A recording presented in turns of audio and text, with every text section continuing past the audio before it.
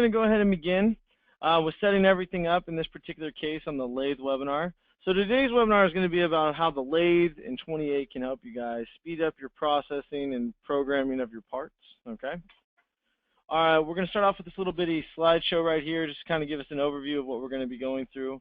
So in this actual portion, we're going to go over file topics. The topics that we're actually going to go over are file importations, how you guys can actually bring files into the system and program off those files. File creation, we'll go over some of the drawing techniques to draw lathe parts in the BobCAD version 28. And then we're going to go over some of the Lathe Toolpaths itself, and then obviously, you know, going over some complex shapes, you know, how to help get those out. First things first, obviously going to be importing file types. You know, what's the file types we support, if you're bringing in a solid versus a sketch, you know, those type of options. Here's all the info on that. The next one is going over the file creation, obviously using the CAD, you know, to actually draw your pieces, because some of us aren't as lucky to have maybe a file from another system. We do need to create it ourselves in our BobCAD. And then we have Lathe Toolpaths, going over exactly what toolpaths we support. And then, of course, complex shapes. Okay, so the nice part with this particular setup of how we're going to do everything is we actually will have the ability for us to go ahead and go over a few different things in the lathe, okay? If you guys have any questions while we are going through this, please go ahead and chat me up. I'll try to answer them best as I can. I am running solo today, so we will go ahead and try to actually go through it all, okay?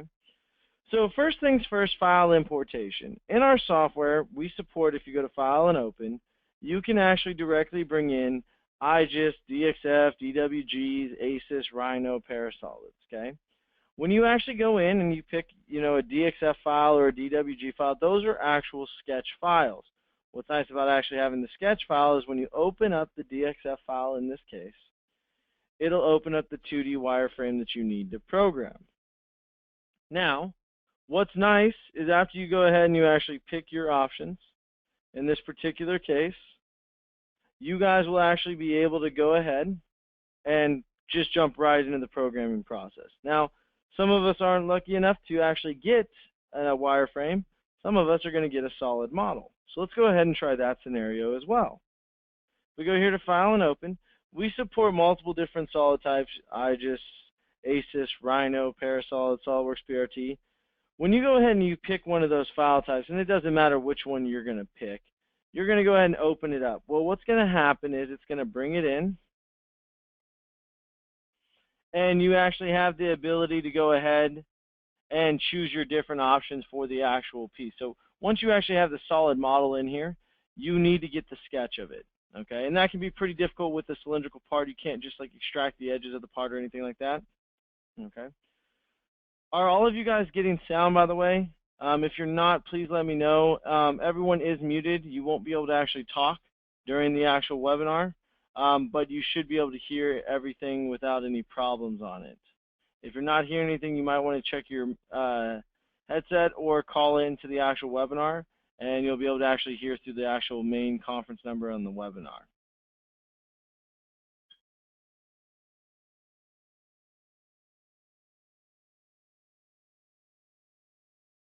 Now, what we need to do to jump back into what we were doing, we need to get the sketch of this. Now, there's two ways we can do it, and I'm going to show you guys both ways you can do it. Just it comes down to preference.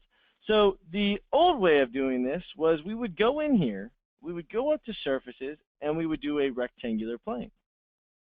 What would happen is I would be able to go ahead and just type in the size I wanted on my plane, okay?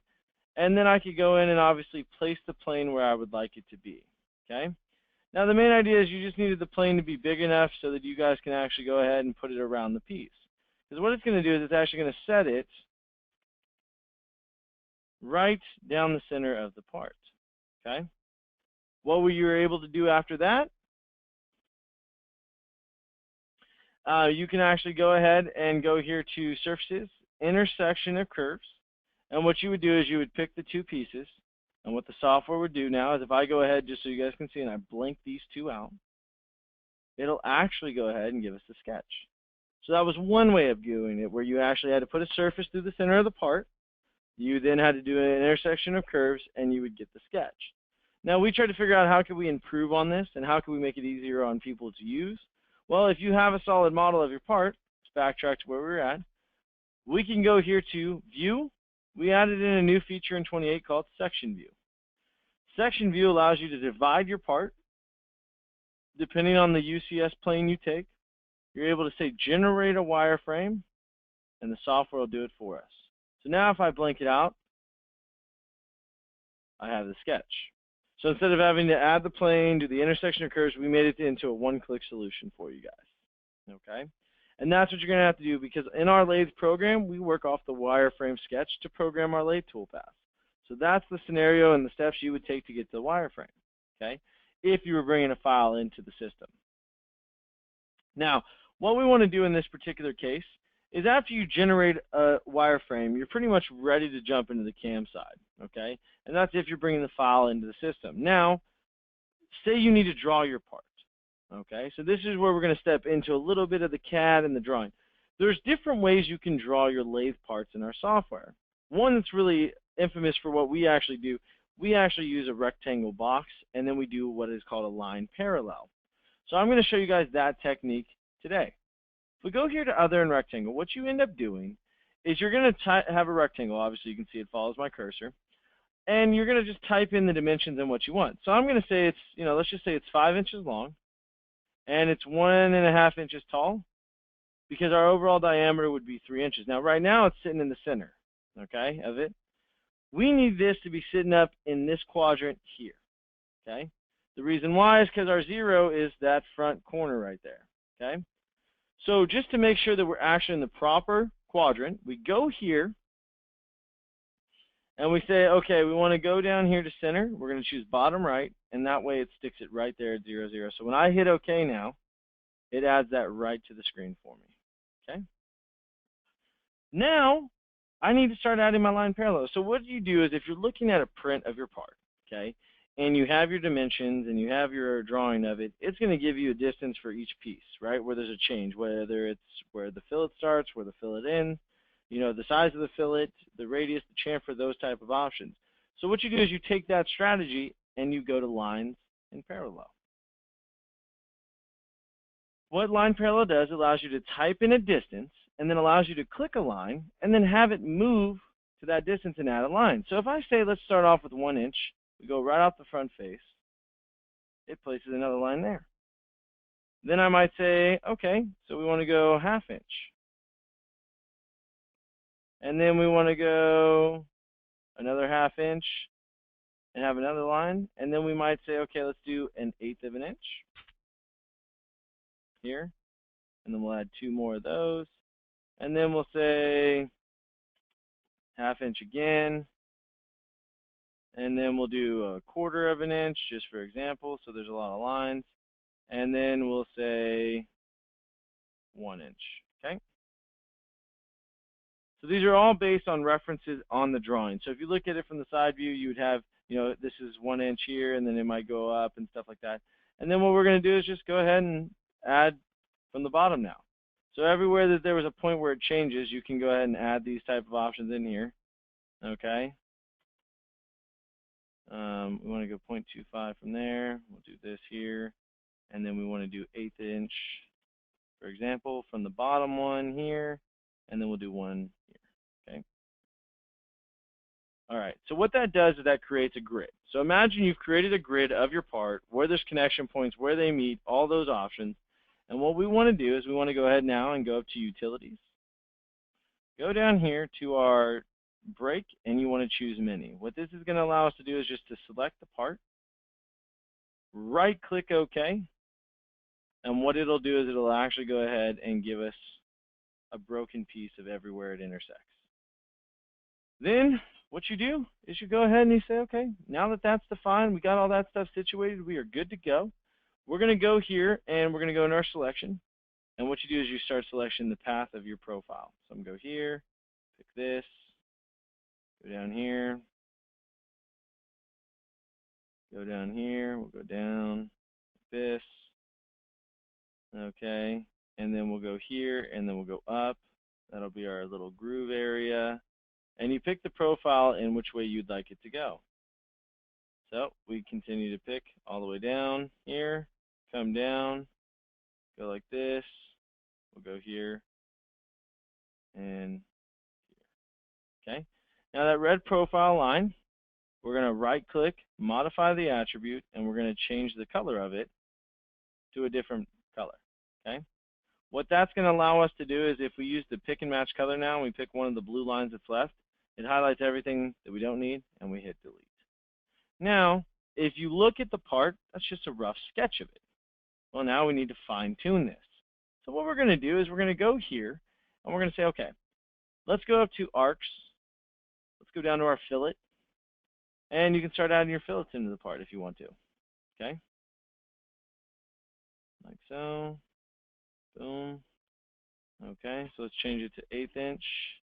Put one here. And then we'll do one here. No. There we go. Okay. And then if I need to, I can go ahead and add chamfers. So I can go to line and chamfer. Okay. And I can actually add chamfer lines to the part. And you can choose the angle and the distance in which it'll go. And you can just fine tune it however you need it to be. All right. So that's our rough idea of our part. Okay. Now, let's just say down here, I don't want a 45-degree chamfer. I want a different one. Okay. You can actually go to lines and angle. What you're able to do is choose an option. And you can tell it however you want the angle to be. So I could say like a 65-degree angle. Come right off here. Okay. We want to go ahead and choose pick end absolute. Perfect. All right. And we need to change, I did 6 degrees instead of 65, so that's my bad. There we go. What that does is that draws that line directly to the next line at a 66-degree angle. Sorry, 65. So now what we can do is, obviously you guys saw that you guys could do the break mini and then delete everything else. We also have an option under here called quick trim under our trim options, where you can then go in and just click on the lines you don't want, and what it does, it trims those lines to the closest intersection. Okay? And what's nice about that is you can actually trim away your excess material when you need to. Okay? So now we have the rough profile of our part, and we want to go ahead and make a solid of it just for graphical representation. This is where using layers in a system really helps out because you can shut stuff off and turn stuff on. If I go here to CAD and I go to add a new layer, I will have the ability myself to go in and actually change the layer name to solid. If I turn that layer active, whatever I do now will always be on that layer, and then the drawing will stay on the CAD layer. I'm going to go here to surfaces. I'm going to go down to revolve, and I'm going to say I want to revolve 360 degrees, and then I'm going to go ahead and pick the piece. Boom. So now I'm not only going to have my 2D wireframe sketch, but I'm also going to have a 3D model of what the part's going to look like. All right. Now, the nice part is you might not use that. It just might be a graphical thing. You might want to just send a picture to the person. Whatever it is, you'll actually have a drawing of it. So now if we exit out of there, we have our part. Okay. Now, what we want to do is we want to start to program a part like this. Okay. So we're going to now jump into the actual toolpath side. What will actually happen is, in the actual CAM default section, you will then have the option to pick a new job. What will happen is the software will ask you what type of job in case you have multiple of our products. We're going to focus on our turning. You're going to have your machine stored here, which you guys can then pick. You guys can also customize your machine to be set up specifically the way you'd like your machine to be set up. Now, once you go ahead and you define those settings as well, you can go ahead and hit Stock Wizard. What the software is going to ask you for is what size is your stock and what type. So you can use cylindrical stock or you can use revolve. What's nice about it is if you have revolve or cylindrical, okay, it doesn't matter. You're just going to need to set up your stock the exact way you need it set up. Now, what's going to end up actually happening in this particular case is we're going to go ahead ourselves, now that we have that defined, and we're going to move on to the next phase of setting everything up, and we want to choose cylindrical. So now we go in and we pick our actual diameter, which I want to say is 3 inch. Yep. And then what we're going to do is we're going to say our length is 8 inches long, and that way the stock outputs with plenty of room. Once you define that stock and have it set up the way you'd like it, you'll then hit next and choose your machine setup. What this allows you to do is set your clearances for your face, your diameter, and your internal diameter in case there is internal cuts on the actual part. Once you hit OK, it'll go ahead and load in our job tree for us. So what will happen is it says turning job at the top. You have your machines and post processors here. The nice part about it is if you guys have multiple machines that you guys will end up using on Lathe, you'll be able to select them when you need to. And you can even obviously post out the same program for multiple different machines by just picking the different machine after you post out the original. So the nice part is after you go ahead and you have all that stuff pretty much set and defined, you can then move on to the next phases of setting everything up. And what I want to do in this particular case is go ahead and we can say, okay, let's go down to our turning tools. This is our tooling library where you guys can actually store all of your tools. The nice part about this is it does come with some tools, already predefined in the system, but you can manage all, you can actually add your own. It just depends on what you prefer to do when it comes down time to it. What we're going to do in this particular case is once we go ahead and we do that, you can go ahead and just pick your tool category, hit add a tool. You guys can type in the data, and you guys can also assign a tool insert you guys may have drawn or a tool holder that you may have drawn. So the nice part is you guys can actually define all your settings specifically the way you want to by even just drawing them out or bringing a drawing of them from another system. Now, after we have all that stuff pretty much set and defined, we are going to go ahead and hit OK. And I'm going to show you guys how to actually assign a tool and everything. Okay? So we're going to go ahead and step away from our setting up our CAM. Obviously, this is an important part before you actually get into putting your toolpath in, is assigning actual tool holders, just so you guys can actually see it and everything. So I'm going to actually bring in, just so you guys can see, just a holder. Okay? So there's my tool holder. There's my actual shape of my tool holder. Okay? One of the nice parts about it is you have it set up here. If you have any questions on specifically how to do it, obviously drawing your part, you need the drawing of it. But you go here to help, and this is a reference guide in case you guys try this later on. If you go to help, there's actually a little step-by-step instruction on how to specifically do it in the actual help file system. So if I go here to search and I say, okay, well, I want to assign lathe tools, it'll pull up not only the lathe tools, but the lathe tool holders. Okay? So obviously we go here and hit page number 2. And where is it at? There it is. Assigning tool holders. Okay? And it actually tells you exactly what you need to do to actually assign that to a tool. So we're going to go ahead and go through those steps just so you guys can actually see what it's like in the software. Okay? Now, what's going to end up happening in this particular case is we are going to go ahead and in the actual options for the CAM, you go to CAM defaults. You're going to go down to your actual tool library. You're going to go to a tool, and we're going to make a test tool. So we're going to make a test roughing tool, and we're going to hit add a tool. Okay. What you're able to do is you're able to then go ahead and say, when you're in there defining the tool settings, you guys can give it a label, and we're just going to call it test tool. You guys will assign tools holders. Okay.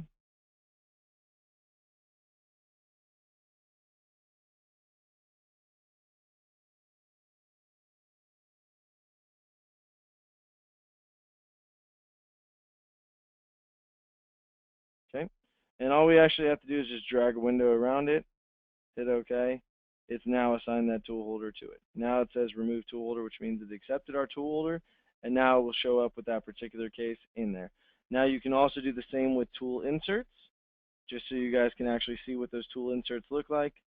It's the same thing, you just need the geometry. Now, the nice part is if you don't draw it and you guys can actually get drawings of them, that is awesome. You guys will be able to bring those in.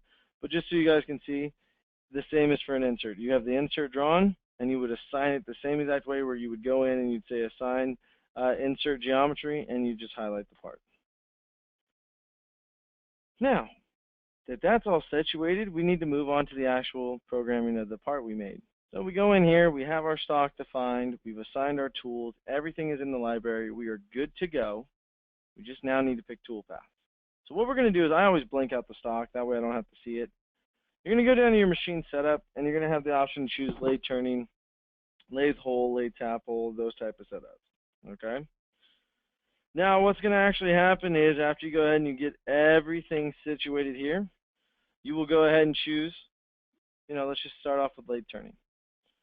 What's going to happen is it'll open up a wizard, and there's not a whole lot to the setup of these. They're pretty basic. Lathe toolpaths are pretty simple as it is. The nice part is you just hit select geometry, and what we're going to do is we're just going to select this portion of the part, right click OK. It's then going to allow us to hit next, and we get to set up our stock. If we want to change the stock parameters, we can. Then you can hit next, and you can set up your actual option for like face roughing. You're going to have turn roughing, face finish, turn finish patterns, face grooving, turn grooving. You're going to have your different setups that you guys can go ahead and actually define yourself.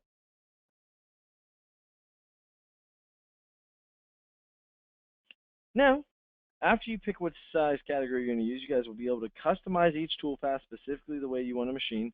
Whether it's going in and saying I want to do a rough and then the finish. If I go ahead and I hit next now, I get to choose separate moves or CAN cycles. Our posting will actually have your guys' specific CAN cycles if you've provided them when we build your posts. So that way it's actually outputting specifically the way you guys would like it to in the CAN cycles. The other nice side is you can do the separate moves where it outputs every X and Z move for you. Then you go down to the tooling options where you can go in and you can type in the tool data. Now, a few things with the actual tool data too. You guys can change the orientation of the tool to 1, 2, 3, and 4, and it will change the cutting direction. This is your cutting direction over here, this little blue dot. So you guys can set those up. You guys will also have the ability to set your feed rates and also go into your tool crib if you want to grab your tools out of your library.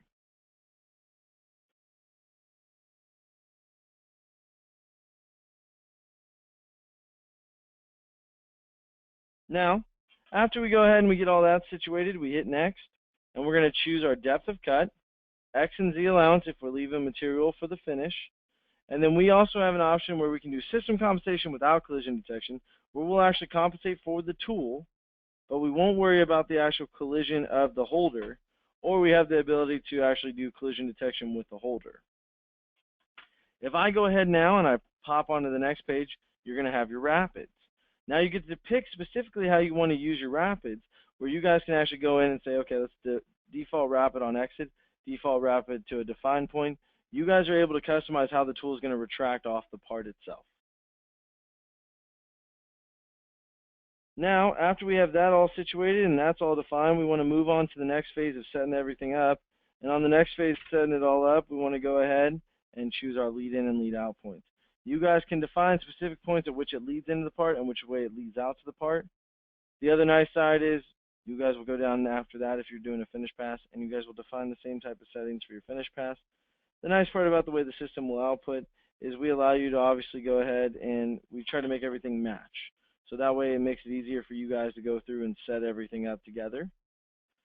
If we go ahead and just, for example, hit compute, we're going to process our toolpath. Now, there's our toolpath. Pretty simple, but the problem is I don't want to cut right here. I want to do this separate. So I want to draw something here to block it. You guys can go to lines and join, and you guys can block off certain areas that you would rather come in with maybe a grooving operation or something like that. And what this will do is by blocking this off, all we have to do is just go back in, reselect our geometry, update that geometry, so we deselect this portion, select just that top portion there, and once we've done that, we can then go ahead, right click, okay. Darn it, let me make sure I have this set, okay. The drag and box idea did not work the way I wanted it to. All right, okay. All right, let me, oh, I have pick and match color still on, hold on. My bad, guys. Go in here, reselect. Okay, so we want to just pretty much highlight everything, and then we want to just deselect this.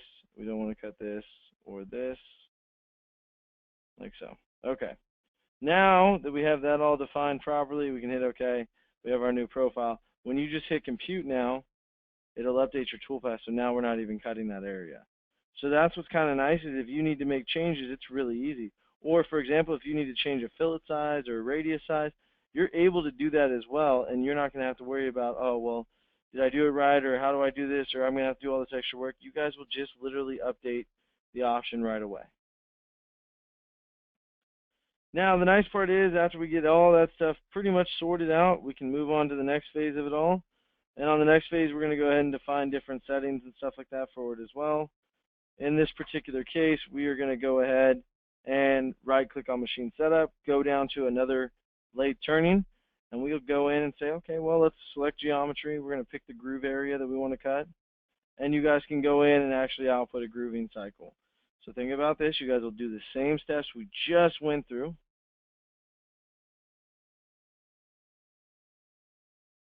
Okay. The nice part is, after you go ahead and you have all that stuff sorted out in that particular case, and we can go ahead and hit next. Okay, and we will go ahead and choose those options. And we're going to say, okay, so now that that's done, we're going to go ahead and go down to our strategy. We are going to choose a turning groove. Once we choose the turning groove, we'll go through those settings as well. So the same sequence of steps, just outputting a different style of toolpath. So you go in, you pick your grooving tool, and you're going to go ahead and define your dimensions and your settings for your grooving tool. Then you guys are going to go down to your parameters, where you guys choose the step over for the groove if you're leaving an X and Z allowance. The other neat side is the grooving cycle in particular will actually have an output for a pecking cycle for it. So you guys can actually go ahead and do that too. Okay. The other nice side is, after you pretty much have everything, situated the way you'd like it to, you guys can move on to the next phase of setting everything up. And the best part about that is you hit next, and it's the same rapids and the same leads. Obviously, the lead ends will be different because they're coming straight down as opposed to coming in at an angle. Now, after we get all that stuff sorted out and figured out and we're done with that, we can go ahead and just hit compute, and it outputs our groove cycle. Okay. Now, the nice part is, once we generate what we've got here, we can then right-click on Turning Job, launch the simulation, and go right into the software simulator. Our software comes with a software simulation where you guys are able to actually simulate your cuts. That way you guys can make sure it's doing everything you guys want it to, and then you guys can move on from there as well.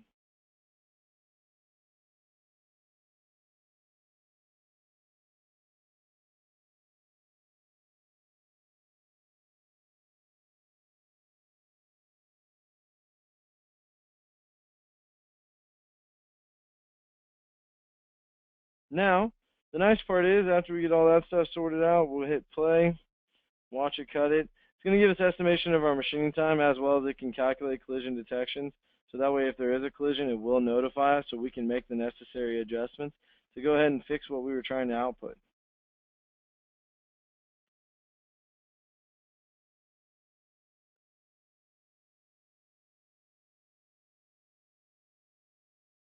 There's the finishing pass for that section. The nice part too is that, as you can see, when it came in with that secondary tool, it does change the color. That way you can see what's going on.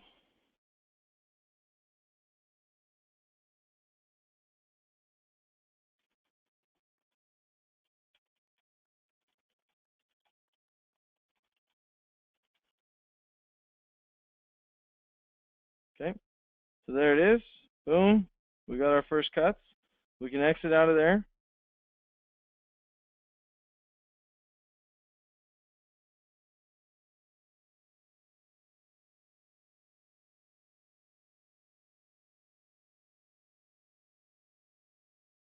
Now, after we define this, we can go ahead and move on to adding the rest of the stuff. So this is a drill hole right here. So what you would do with the drill hole is you would go down to our lathe hole or lathe tap hole, depending on what type of hole it is.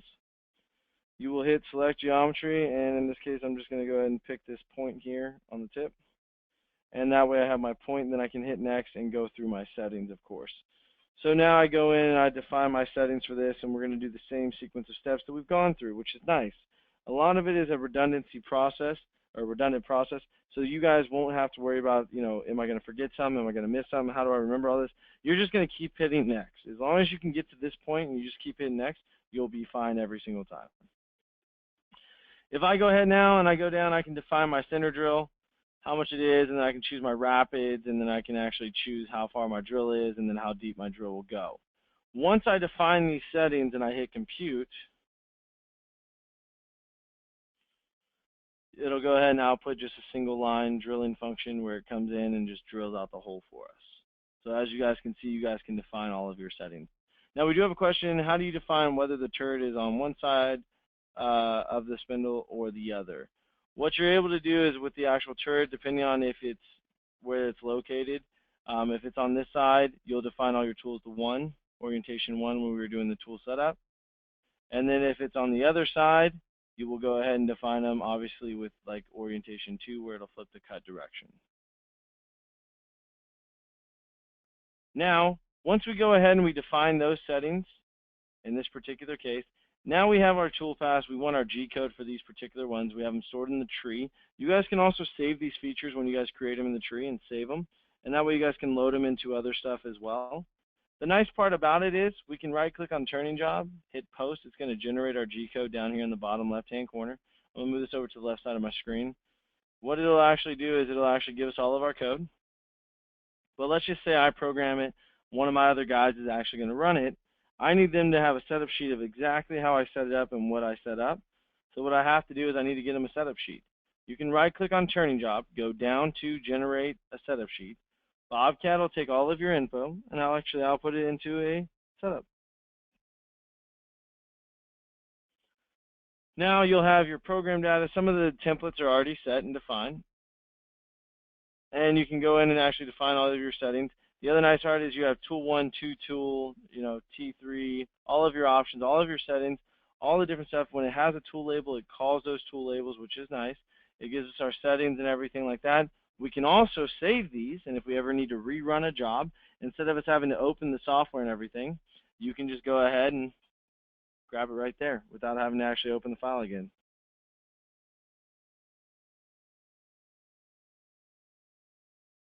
Okay, perfect. So that is a few things on our particular lathe software, how it works, bringing in files, drawing files. The nice part is we have other info as well that is available. You can actually go right to our BobCAD website, and actually on the website under the lathe section you'll see a bunch of different info, as well as some getting started videos if you guys prefer to watch some videos on specifically how our software works and a few of the actual beginners. Now if you're looking at BobCAD to purchase for the first time, all you actually have to do is just contact us or send me an email. If you reply to the email that you were sent to from the actual webinar, it'll come directly to me, and I can go ahead and answer your guys' questions on particular stuff about the software, what the different pricing breakdown is. But if you actually go here to our website and you guys go to products, and here's all of our products here. Here's a product matrix with toolpaths, and then you have a version comparison. If you're on an older version, you want to see what's different versus the new one.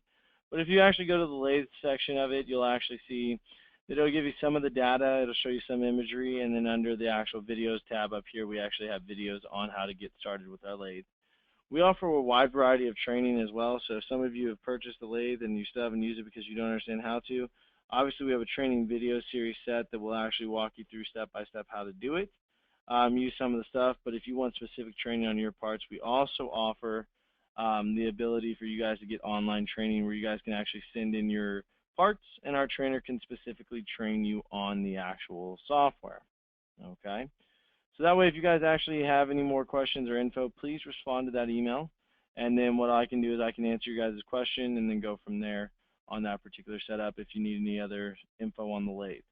Now we do have a couple other questions we're going to go ahead and answer up. I'm going to leave the chat open even after I answer these questions for a little bit. If you guys have other questions while you're sitting there typing away, I'll be able to answer them and stuff like that.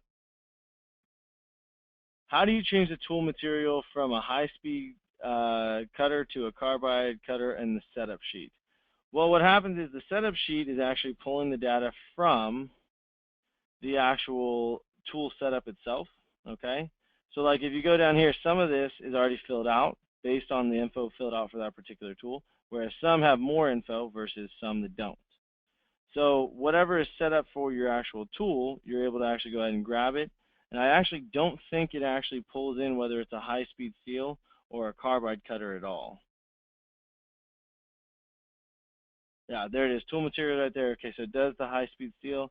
If we go into the actual tooling itself, all right, and we go into our actual library, and we say add from library, and we go in here and we say Let's just grab this one and we'll modify it. Carbide and high speed. So if you guys actually have the tool set, some of them will be set. You can change them to high speed or carbide, and then that way when you actually output it, it'll pull that info into the setup sheet for you. All right. Well, guys, I do appreciate you guys coming into the webinar today.